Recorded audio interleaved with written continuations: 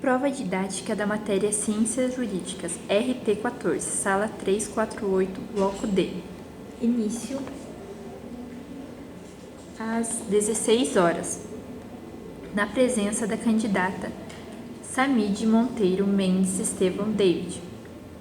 E banca examinadora formada pelos professores. Presidente Anamaria, Durski, Silva, Burko, Arli, Pinto da Silva e Thieme, Silvestri, Netto.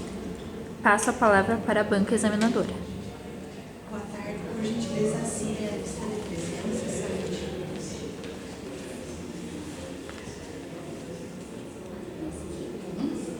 Está todo fora.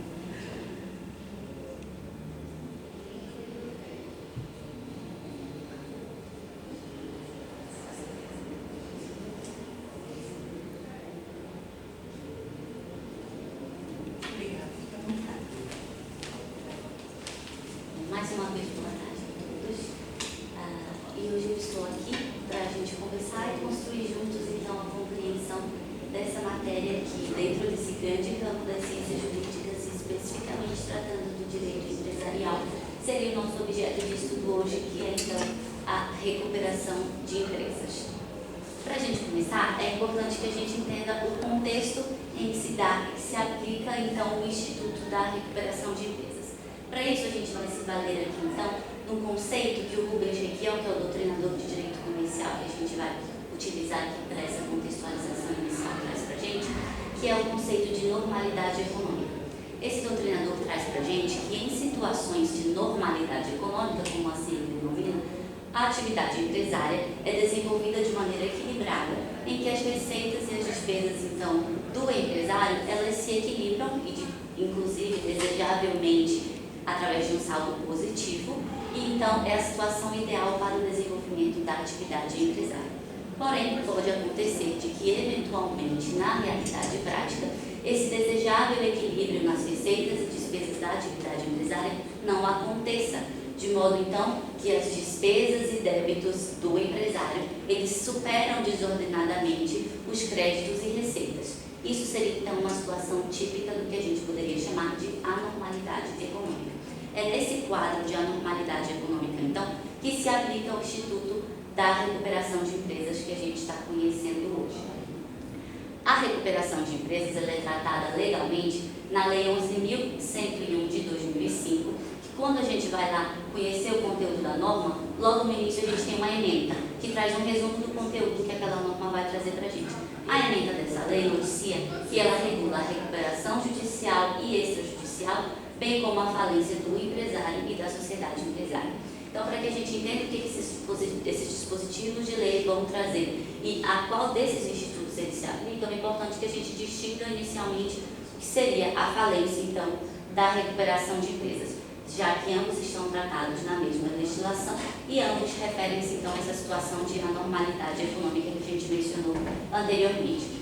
A falência ela tem lugar quando aquela situação de anormalidade econômica ela encontrou, então, um estágio tão grave e tão irreversível que entende-se que não há outra situação que não, então, a extinção do negócio, a descontinuidade da atividade empresária. Diferentemente, no Instituto de Recuperação de Empresas, a compreensão que a gente deve ter é de que é possível ainda restabelecer o reequilíbrio, então, das finanças da atividade empresária, restabelecer a dita normalidade econômica e assim a gente, observando o princípio da preservação da empresa, que é um princípio que vai informar as normas de direito empresarial, manter-se então a continuidade do negócio, exatamente evitando aquela situação e solução mais gravosa, que seria a falência. Partindo disso, então, a gente pode ir especificamente do nosso objeto de estudo de hoje, que seria, então, a recuperação. A recuperação de empresa, para que a gente entenda e consiga conceituar, definir, limitar o que ela quer dizer, a gente pode se valer do artigo 47 da própria lei anteriormente mencionada, que a gente vai tratar agora como LRE, basicamente, a Lei de Recuperação de Empresas, aqui para a nossa explanação. E esse artigo traz para a gente a definição da recuperação de empresas no seguinte conteúdo: a recuperação judicial tem por objetivo viabilizar a superação da situação de crise econômico-financeira do devedor, Desse trecho, a gente já extrai aquele pressuposto que a gente tratou inicialmente, que é necessário que haja uma situação de anormalidade econômico-financeira para que se tenha lugar à recuperação da empresa. No mais, por quê e para que então se utiliza o Instituto da Recuperação de Empresa e não simplesmente descontinua-se o negócio? Porque existe uma finalidade para isso, uma finalidade econômica, social, que é o que traz a continuação então do dispositivo, a fim de que se permita a manutenção da fonte produtora, a produção então de produtos e serviços, o emprego dos trabalhadores, já que, claro, são aqueles que fornecem mão de obra em troca de remuneração também, os interesses dos credores que forneceram produtos ou serviços para essa empresa que está em situação de fragilidade e que não merecem ter os seus créditos frustrados, e, por fim, alcançando-se então a preservação da empresa, anteriormente mencionada, a sua função social e o estímulo à atividade econômica, que vai ter um impacto, de certo, tanto em aspecto local quanto em maior escala na sociedade como um todo. Partindo então da definição da recuperação, a gente precisa conhecer que existem duas modalidades inicialmente então de recuperação. Ela pode se dar tanto através de recuperação judicial como recuperação extrajudicial. E qual a diferença então dessas modalidades? A recuperação judicial, como o nome sugere, todo o procedimento vai recorrer pela via jurisdicional. É necessário que haja um processo apresentado ao judiciário e que toda a sua tramitação então culmine com a recuperação da empresa. Diferentemente, a recuperação extrajudicial, também como o nome sugere, a gente entende então que as etapas iniciais do processo então da recuperação da empresa se darão fora do âmbito judiciário e somente a partir da homologação e dos atos mais de formalização então e consolidação desse plano é que se darão no aspecto então judicial. Vamos conhecer cada uma então dessas modalidades partindo da recuperação judicial. A recuperação judicial, por se tratar de um procedimento jurídico que vai tramitar perante o judiciário, tem certos aspectos formais e processuais que precisam ser observados. O primeiro deles que a gente destaca aqui seria então o sujeito ativo, ou seja, quem tem legitimidade para pedir judicialmente uma recuperação de empresa. E nos titãs da lei que a gente vem tratando, o próprio devedor é o legitimado para pedir então a recuperação judicial de sua empresa. Devedor, esse nome então que a gente está utilizando aqui agora, porque é a denominação que a própria lei traz. Todo o dispositivo da lei, quando vem tratando de devedor, é exatamente referente-se ao empresário ou sociedade empresária em processo de recuperação ou falência, quando for essa a situação. Além disso, existem alguns requisitos para que esse devedor se enquadre, então seja alcançado pela norma que prevê a possibilidade de recuperação judicial da sua empresa. Esses requisitos estão lá no artigo 42 da mencionada lei e são basicamente esses. Primeiramente, é necessário que esse devedor exerça regularmente as suas atividades há mais de 2 anos. Segundo aspecto, não pode ser falido, ou se já passou por um processo de falência, é necessário que os efeitos sejam extintos, ou seja, já tenha trânsito em julgados, estejam consolidadas todas as dívidas e créditos e pendências da falência anteriormente então tramitadas. Também, o devedor não pode ter obtido recuperação judicial nos últimos 5 anos, caso contrário, não pode valer-se novamente do mesmo benefício, e também não pode ter sido condenado por crime falimentar nem o devedor, nem o administrador ou sócio. Os crimes falimentares daqui, então, explicando, seriam aqueles crimes que também são tratados nessa própria lei, mas em capítulo específico, que são situações que visam frustrar, de certo modo, o processo falimentar. Como, por exemplo, a gente tem algum procedimento que beneficia algum credor ou que prejudica alguma classe ou determinado credor, apresentação de balanços contábeis ou documentações fraudulentas, todos esses são crimes falimentares, mas que são tratados lá no capítulo específico, mas que seriam suficientes, então, para afastar a possibilidade da concessão de uma recuperação judicial. Se eventualmente o devedor, embora esteja em uma situação de fragilidade econômica, mas não atenda a esses requisitos para que possa fazer o pedido da recuperação judicial, o que pode ser feito com essa empresa? Bom, conforme prevê o artigo 105 da Lei da Recuperação Judicial, o pedido deve ser feito de falência direta, já que não preenche os requisitos para a concessão da recuperação.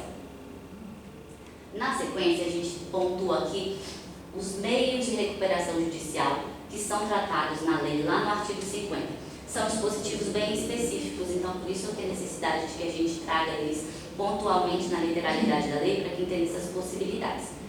Os meios de recuperação, então, seriam mecanismos que a empresa, o empresário, poderia utilizar com vistas a conseguir concluir e, de fato, recuperar judicialmente a sua empresa. E as hipóteses que a gente tem são as seguintes. Primeiramente, concessão de prazos e condições especiais para pagamentos de obrigações vencidas e vincendas. Aqui é importante destacar essa última parte, quando diz obrigações vencidas e vincendas, porque, veja, no processo de recuperação judicial, não apenas os créditos vencidos podem ser incorporados no plano, mas também todos aqueles créditos vincendos, créditos que ainda não venceram, mas que já têm a situação, seu fato gerador já consolidado, também podem ser, então, alcançados pela recuperação. Segunda opção, cisão, incorporação, fusão ou transformação de sociedade, constituição de subsidiária integral ou cessão de cotas ou ações respeitados os direitos dos sócios nos termos da legislação vigente. Então, seria uma possibilidade também de meio de recuperação da empresa. Assim como a gente tem no terceiro inciso, alteração do controle societário, no quarto, substituição total ou parcial dos administradores do devedor ou modificação de seus órgãos administrativos. Quinto, concessão aos credores do direito de eleição em separado de administradores e de poder de veto em relação às matérias que o plano especificar. Sexto, aumento de capital social. Sétimo, trespasse ou arrendamento de estabelecimento, inclusive sociedade constituída pelos próprios empregados, que podem, então, utilizar esse mecanismo para ter os seus créditos pagos, através do uso, então, do estabelecimento da empresa. Oitavo, redução salarial, compensação de horas e redução de jornada mediante acordo ou convenção coletiva. Nessa hipótese, merece destaque a necessidade de que um acordo ou convenção que flexibilize essas relações de trabalho sejam dadas em modo de negociação coletiva e não em acordos individualizados, pois não teriam validade legal. Nona, dação em pagamento ou novação de dívidas do passivo com ou sem constituição de garantia própria ou terceiro, isso com a finalidade, então, de substituir a obrigação anterior por uma nova obrigação que seja possível de cumprir. Décimo, constituição de sociedade de credores. 11º, venda parcial dos bens.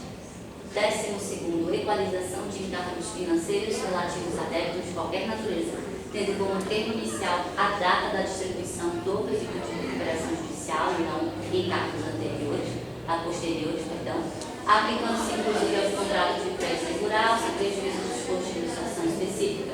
13º, usufruto da empresa. 14º, administração compartilhada. 15º, emissão de valores imobiliários. 16º, constituição de sociedade de propósito específico para adjudicar em pagamento dos créditos ativos do devedor. Créditos que o devedor eventualmente tem, então, que possam ser recebidos por essa sociedade com um propósito específico. Ultrapassadas, então, essas hipóteses que a própria lei traz para mecanismos, então, de recuperação judicial, vale mencionar aqui que essas hipóteses não precisam e realmente não devem ser aplicadas isoladamente. Elas podem e devem ser aplicadas cumulativamente, além de outras medidas que podem ser tomadas, pois a lei, ao trazer essas hipóteses, ela traz um rol exemplificativo, pois diz as seguintes hipóteses, dentre outras, que é possível que o plano traga alguma possibilidade diferente. Além disso, precisamos conhecer, em sendo o caso de apresentar uma recuperação judicial atendidos todos os requisitos, qual seria o foro competente, então, para a apresentação dessa demanda judicial. O foro competente, nos parâmetros, no que prevê o artigo 3º da lei, seria o juízo do local do principal estabelecimento do devedor. Mas aqui a compreensão que a gente deve ter, quando a lei diz o principal estabelecimento, não necessariamente está se referindo à matriz do estabelecimento, mas sim está fazendo referência ao estabelecimento que tenha um maior volume de movimentação. E temos também a questão do local da filial nacional. Essa previsão legal ela vai se aplicar quando a gente estiver, então, se referir a uma empresa estrangeira sediada fora do país. Então, a recuperação judicial tramitará mediante o foro do local da filial nacional. Atendendo todos esses requisitos, então, a gente passa para compreender como que acontece o pedido e o processamento dessa recuperação judicial. Além de todos esses aspectos que a gente mencionou anteriormente, existem requisitos processuais, que são lá no artigo 51 da lei, que são os aspectos que devem ser trazidos na peça inicial que você vai apresentar ao juízo para pedir a recuperação judicial para que ela seja devidamente instruída e por sua força probatória das suas alegações, da sua causa de pedido, então, seu pedido seja deferido. A gente tem inicialmente, então, como requisito, a exposição concreta das razões da crise econômico-financeira do devedor. Daí a gente traz também que a própria lei reforça essa necessidade de demonstração de efetiva crise econômica e financeira do devedor, não uma situação de instabilidade financeira ou econômica. Temos também a necessidade de apresentação de demonstrativos contábeis nos 3 últimos exercícios sociais, que deverão estar acompanhados de balanço patrimonial, demonstração de resultados acumulados e uma demonstração de resultados específica do último exercício, além do relatório gerencial do fluxo de caixas e a sua projeção, exatamente como maneira de demonstrar a fragilidade econômica e a potencialidade, se um plano for incorporado, então, de essa empresa se recuperar. Além disso, é necessário que traga-se uma relação completa de credores, trazendo ainda a natureza dessa obrigação que gerou, qual é o valor atualizado desse crédito e os registros contábeis ainda dessas transações que ainda foram pendentes.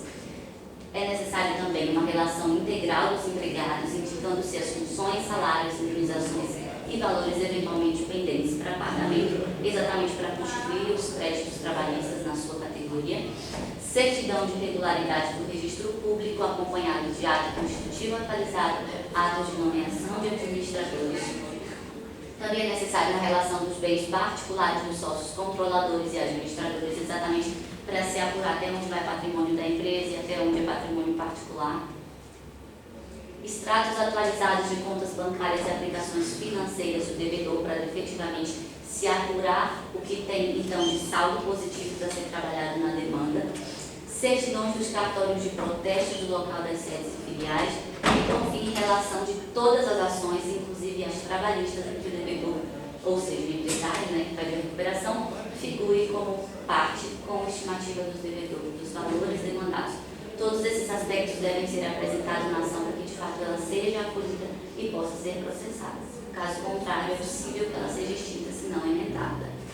Bom, a partir do momento do protocolo do pedido da recuperação judicial, é importante que a gente destaque que não é mais possível que o empresário, a sociedade empresária, alienem ou negue seus bens ou direitos, independente de, mais na frente, ser reconhecida essa recuperação, ser deferida ou não. De pronto, não é mais possível fazer essas alterações ou transações patrimoniais exatamente para que não haja alteração naquelas circunstâncias que foram apresentadas ao juiz, induzindo a uma conclusão equivocada da situação real. Bom, estando todos esses requisitos em ordem, o juiz, ao receber o processo, então, ele defere, ou seja, concorda e autoriza o processamento da recuperação judicial. Veja que nessa etapa a empresa ainda não foi concedida à empresa a recuperação judicial. Foi deferida, ou seja, foi autorizada o processamento da recuperação judicial, que se dará a partir de então. Esse processamento, no mesmo ato em que o juiz concede o processamento da recuperação, na mesma sentença, no mesmo ato decisório, ele toma algumas outras medidas. Primeiramente, ele vai nomear um administrador judicial, que vai ser responsável, então, pela questão contábil durante a tramitação do processo. Também determina a dispensa de certidões negativas, para que o devedor continue exercendo suas atividades, porque, veja, diferentemente da falência, na recuperação judicial não ficam suspensas as atividades da empresa, elas continuam acontecendo. O plano vai se referir a uma tentativa de recuperação desses créditos, desse declínio prévio. Mas a empresa exerce suas atividades, mas com uma maneira de facilitar que essa atividade aconteça, ficam dispensadas então certidões negativas que poderiam ser pressupostos para as transações. Existem algumas exceções para essa dispensa, especificamente quando se tratar de negociação com o poder público ou para o recebimento de incentivos fiscais ou creditícios. Ocorre também, a partir do despacho judicial de processamento da recuperação, a suspensão de todas as ações ou execuções contra o devedor, exceto as seguintes ações. Primeiramente, a gente vai ter aquelas que demandem quantia ilíquida. Isso porque, se a quantia ainda não está consolidada em valores líquidos, ainda não vai poder ser incorporado no plano. Então, quantias ilíquidas, ainda existe a tramitação do processo para que se fixe, então, esse valor seria incorporado na recuperação. Da mesma forma, ações trabalhistas. Aquelas ações trabalhistas que estejam em fase de conhecimento, ainda não estejam com seu crédito consolidado e habilitado, seguem-se ainda a sua tramitação. Execuções fiscais também não seriam suspensas, porque os créditos tributários eles não são alcançados pela recuperação judicial, diferente da falência, que daí é outro procedimento. E, por fim, ações de credores não sujeitos à recuperação judicial. A gente poderia ter, em tese, a percepção inicial de que todos os créditos entrariam em recuperação judicial. Isso é uma regra geral, mas a gente tem exceções, como, por exemplo, os créditos supervenientes. A gente viu que os créditos que vão incorporar, então, na recuperação são aqueles créditos vencidos ou vincendos, porém já consolidados. Obrigações supervenientes não entrariam, então, aí nessa suspensão de ações. Também o juiz vai determinar a apresentação de contabilidade mensal durante a recuperação judicial, que vai ficar a cargo do administrador, e ainda a intimação do Ministério Público, que vai atuar como fiscal da lei, a regularidade e a legalidade do procedimento, e a ciência da fazenda pública em âmbito federal e nacional e estadual nas localidades onde o devedor tiver estabelecimentos. Para ilustrar tudo isso que a gente vem falando até agora, como acontece na prática, eu trago para vocês, então, aqui os dados de um processo real de recuperação judicial, em que atuei, no caso, atuo, já que o processo é bem demorado, né? E o processo não tem problema de eu trazer essa informação para vocês, por tratar-se de processo público e havendo necessidade ou interesse de fazer uma consulta posterior é possível. Aqui a gente tem os dados do processo, tramitando em Belém, perante a 12ª Vara Civil Empresarial, e trata-se de uma ação de recuperação judicial de um grupo chamado Bertilon, que é um grupo de empresa de conservação, de segurança privada, de transporte de valores, enfim, essa é a atividade da empresa. E eles tiveram uma perda de vários pontos em que atuavam, de modo que tiveram um reflexo nas contratações, demissões também que eles precisaram fazer, e tudo isso gerou um desequilíbrio financeiro muito grande. E proposta a ação, então, essa foi a sentença que deferiu o processamento da recuperação judicial. Aqui eu trago o conteúdo, fica meio ruim, acredito, por causa da imagem, mas a gente, né, fica meio embaçado. Mas a gente consegue visualizar aqui claramente esses aspectos que a gente tratou inicialmente. Quando a gente tem aqui no conteúdo, trata-se de requerimento de recuperação judicial apresentado por Bertilon, alegam como causa de pedir a crise financeira que lhes acomete, em razão de forte desequilíbrio econômico-financeiro, exatamente os pressupostos que a gente mencionou anteriormente. Aqui ele traz um relato dessa questão que eu trouxe para vocês, de que perderam vários pontos de atuação, por isso houve reflexo nas demandas trabalhistas que eles precisaram demitir muitos funcionários e pagar essas rescisões, que foram de 358 funcionários, fora aqueles que acionaram judicialmente, foi bem pesado, por isso não conseguiram manter o equilíbrio e por isso o pedido de recuperação. Então, o juiz diz que, após profunda análise de toda a documentação apresentada com a inicial, ou seja, os requisitos foram atendidos, como a gente apontou anteriormente, que são observados quando se trata do procedimento judicial, vislumbra-se o efetivo cumprimento dos requisitos exigidos para o processamento da recuperação judicial, nos termos do artigo 51 da Lei 11.101, que é essa que a gente vem tratando até então. E no mais aqui, ele traz esses dispositivos, exatamente aqueles outros aspectos que a gente mencionou anteriormente, que no mesmo ato o juiz determina. Primeiramente, nomeou o administrador judicial, contador, que pode ser um contador, um advogado, um administrador, alguém que seja afeito a essas áreas. Determina a dispensa de certidões negativas para o devedor exercer suas atividades. Suspenda as ações de execuções contra as requerentes. Determina a apresentação de contas demonstrativas mensais. Comunique-se por ofício às fazendas nacionais, estaduais e municipais onde os requerentes possuem estabelecimento, publicação de edital visando dar publicidade ao procedimento e, por fim, intimação do órgão ministerial, exatamente os aspectos que a gente mencionou anteriormente, que são, então, tratados nessa sentença que defere o processamento da recuperação judicial. Seguindo, então, deferida o processamento da recuperação judicial pelo juiz, é possível que a empresa, então, volte atrás e desista do pedido de recuperação judicial? Nos ditames da lei mencionada, não é mais possível que o empresário preste resistência após o deferimento, exceto se houver, mediante uma Assembleia Geral de Credores, deliberação e aprovação dessa desistência. Não sendo o caso, o pedido de recuperação judicial após o deferido deve proceder-se até o final. Deferida, então, a recuperação, a empresa terá o prazo prorrogável de 60 dias para apresentar o seu plano, Se nesse prazo não for apresentado o plano, o que acontece? Por ser um prazo prorrogado, como medida sancionatória, o juiz vai então determinar a convolução, ou seja, a conversão da recuperação em falência diretamente. Porém, apresentado o plano, que a gente espera que aconteça, uma situação ideal tratando aqui, ele deve conter as seguintes informações: discriminação pormenorizada dos meios que vai utilizar para recuperar e um resumo de como essa recuperação vai acontecer, uma demonstração da viabilidade econômica dessa recuperação, balizada em laudo econômico financeiro e de avaliação dos bens e ativos do devedor, que deve estar subscrito por profissional legalmente habilitado ou empresa de auditoria financeira especializada. Apresentado, então, o plano de recuperação nesses parâmetros, a gente passa da fase postulatória, que era o que a gente tinha até então, e entra na fase deliberativa do procedimento de recuperação judicial. Ele vai dar tratado lá dos artigos 56 56 ao 58 da lei, e nesse fluxograma a gente apresenta aqui um esqueminha prático e mais simplificado para visualizar como que isso acontece. Primeiramente, o juiz deferiu e o plano foi apresentado o plano, o juiz ordena que seja publicado um edital para avisar os credores sobre esse plano de recuperação e vai fixar o prazo para que eles apresentem eventuais objeções. O prazo esse será de 30 dias. Se no prazo não houver objeções, considera-se o plano aprovado. O juiz, então, homologa o plano e concede a recuperação judicial.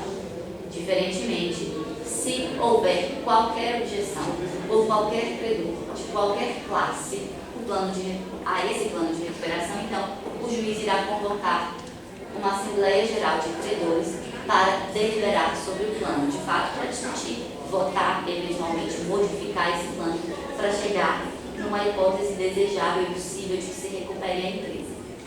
Se nessa Assembleia Geral o plano for aprovado, então o juiz homologa e concede a recuperação judicial. Diferentemente, se o plano for rejeitado ou não houver modificação aprovada, de toda forma for rejeitado o plano de recuperação, então o juiz decreta diretamente a falência. Mas vamos imaginar então aqui, para que a gente entenda o procedimento até o final, que aconteceu a situação ideal de que o plano foi apresentado, então foi confirmado e homologado pelo juiz, concedida a recuperação. Em sendo concedida a recuperação judicial, como é que ela acontece em si? O devedor ele vai ter, então, a partir da concessão da recuperação judicial, 2 anos para o cumprimento das obrigações previstas no plano, que é o período, então, da concessão da recuperação. Deve estar se imponhando. E o que acontece com as obrigações que não forem cumpridas nesses 2 anos? Deixam de existir? Os credores se frustram? Então, na verdade, não.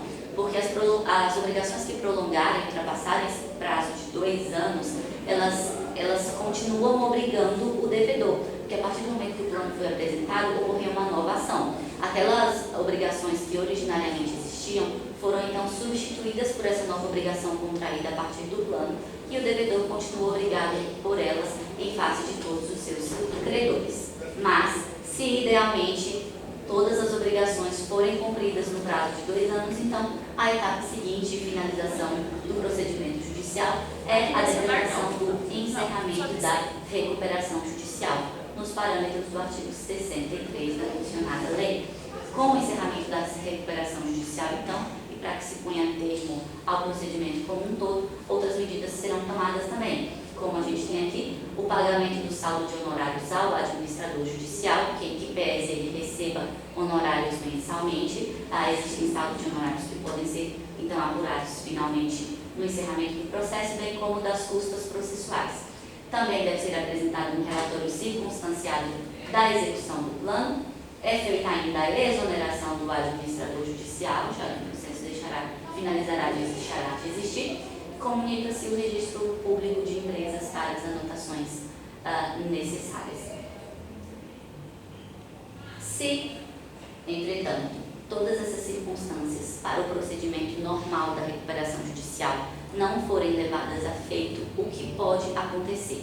A sanção que pode acontecer é exatamente, como a gente mencionou antes, a conversão da recuperação judicial em falência. Uma das hipóteses a gente já mencionou, que é quando houver o descumprimento das obrigações do plano. E existem outras hipóteses trazidas no artigo 73, que a recuperação judicial pode ser convertida em falência se assim deliberar a Assembleia Geral de Credores, se o plano não for apresentado no prazo lá, como a gente mencionou também anteriormente, e se o plano for rejeitado pela Assembleia. Nessas hipóteses também, automaticamente a recuperação judicial converte-se em falência. E se converter-se, então, a recuperação judicial em falência, qual é o efeito sobre os credores? Como que isso acontece? O que acontece é que as obrigações, como o plano de recuperação judicial ele não foi levado a feito, as obrigações originariamente apresentadas elas são restabelecidas e não mais aquelas que teriam sido previstas no plano descumprido. As obrigações, então, originárias são restabelecidas, apenas serão abatidos, descontados valores e obrigações eventualmente já cumpridas durante a tramitação da recuperação judicial com relação ao crédito inicialmente apontado.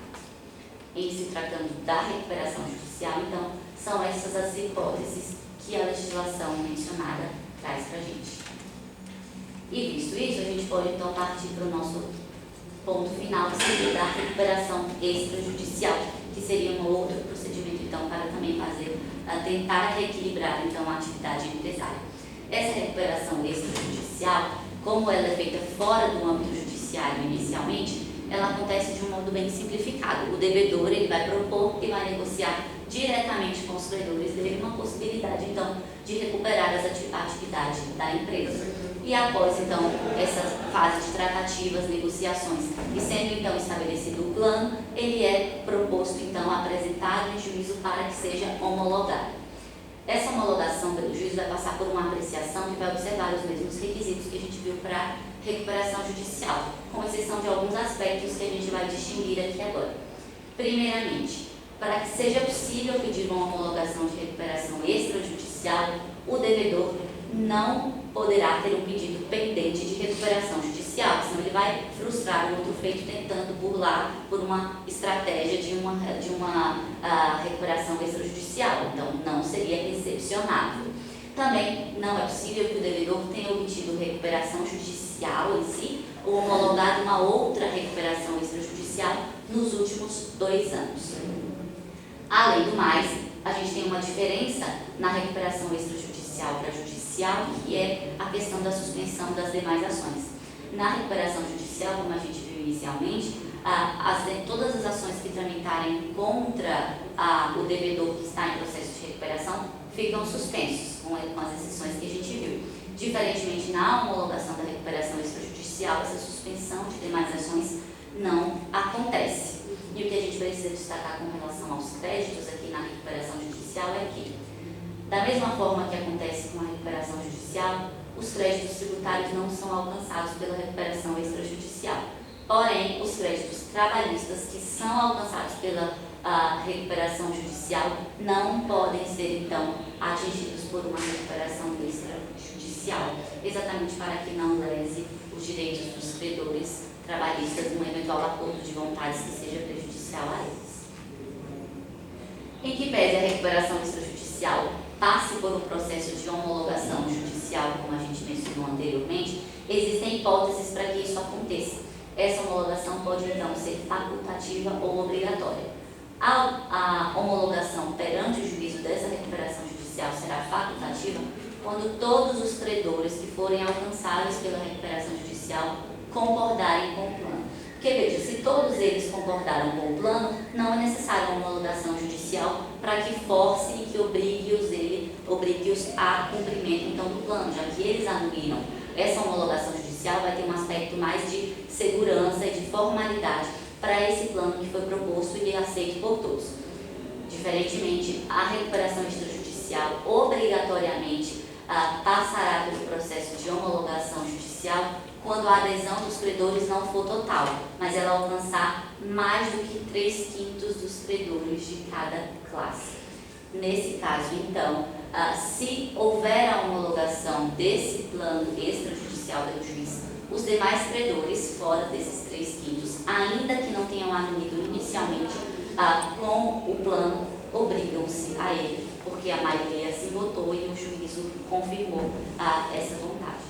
Tanto é que a gente tem, inclusive, podemos mencionar aqui o entendimento do STJ, o Superior Tribunal de Justiça, no sentido de que Para uma recuperação judicial acontecer, não é necessário que todos os créditos estejam consolidados. É possível que alguns créditos sejam habilitados até mesmo após a aprovação do plano. E todos esses créditos que forem habilitados posteriormente à aprovação do plano vão se submeter aos mecanismos e estratégias que já foram previstos e então aprovados.